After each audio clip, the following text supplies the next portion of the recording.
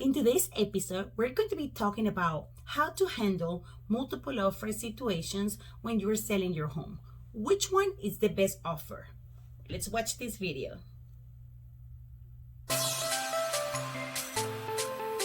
Hey everybody, this is Marialarealtor. Like I mentioned before, in today's episode, we're going to be talking about if you're selling your home and you receive multiple offer situation, how do you know which one is the best for you? It's not always about the money, guys. Keep that in mind. So I'm going to give you some tips and advice for you to take in consideration when you're choosing the right offer. Number one is the earnest money deposit. What is the earnest money deposit? This is a good faith of money that the buyer will deposit in the title company that is handling the transaction for the purchasing of the home.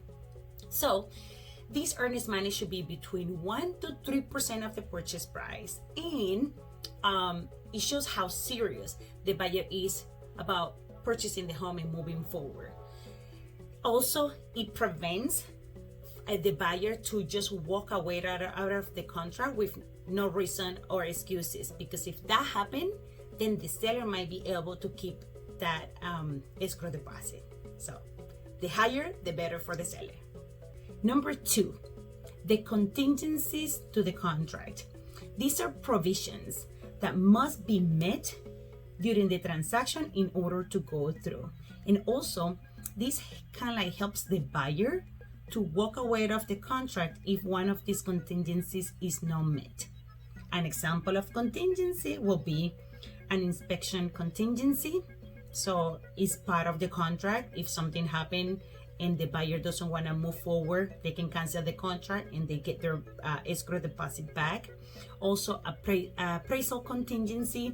This takes between 2 to 3 weeks after the contract is executed. Also, we have financial contingency. This is about 30 days from day zero, that the bank has 30 days to kind of go and check all the documentations from the buyer to make sure that they really qualify for the financing and for the loan. And if something happened, the buyer can get a denial letter from the bank, and the escrow deposit will go back to the buyer. Also, it happens that the buyer has to sell a home. So it's sale of the current home contingency. This doesn't happen too often, but it does happen. So that means that they have to sell their home in order to buy and qualify for your house, right? The one that they want to buy. And if something happened in that contract and it falls through, then they have the right to cancel this contract and the escrow deposit goes back to the buyer. And last one is the title contingency, just to make sure that the buyer receive a clear title of the home that they're buying.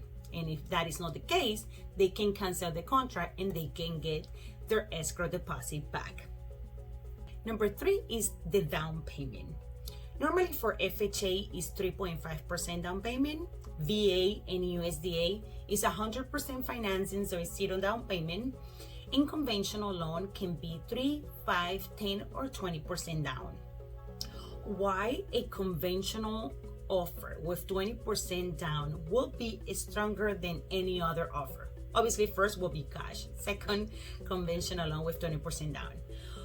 Well, this shows you that the seller has money in their pocket. If the house doesn't appraise for any reason, the buyer has money to pay it out of their pocket to pay the difference. Also, what I have been seeing lately is with conventional loan and 20% down, the buyers are signing waivers to the appraisal, meaning that the bank is not asking for the appraisal. They waive it. So you have, for you, the seller, that is an extra point. You don't have to go through the appraisal contingency. You just go with financial contingency. So it's better. So pretty much that's why you make it strong. The 20% down on conventional loan than everything else. Number four, all cash offers. Yeah, this is the best one. There is few contingencies if probably the inspection contingency will be there, but normally they don't do appraisal contingency, financial contingency. They don't need it. It's not needed. So yes, you will have to negotiate, because this is the thing. The buyer think because they're purchasing a home with cash, the cash, it has more value than the loan. That is not true, okay? $100,000 means $100,000 in cash, or $100,000 on a loan is the same thing. It's the same amount of money. The difference is that there is no or fewer contingency on the cash offer versus a loan offer. So just so you know, for the buyers out there with cash, don't think that your money is more valuable than the bank. It's the same thing. It's just fewer contingency, and for that reason, it's more attractive to the sellers. Okay, so obviously, when you have multiple offer situations, the cash is the best one because it's one or few contingencies, and it will be easier. You can close in 15 days, and you're ready to go. Closing day. This one can be always negotiable, and it can be chosen by the seller. So if you like an offer, everything about the offer, but you don't like the closing day, have your listing agent negotiate the closing day for you. So they can put it in 2 months, they can put it 1.5 months or 1 month. It depends on what you need, and this can be negotiable. So question, when should you make the counter offer, the seller? So when you want to change any term of the contract, of the offer that you receive, let's say that you like everything but you want to change the day, or you like everything but you want to change the escrow deposit amount, or you like everything and you want to change any other term, any contingency, you will make the change in the contract and send that back to the buyer. At that point, you are countering the offer, and the buyer has to agree to the changes. If they do, they have to sign it and send you a copy. When both parties, buyers and sellers, has a copy of the executed contract, then that will be day 0. That's when the clock will start ticking. Day 0 of all the contingencies in the contract. Okay?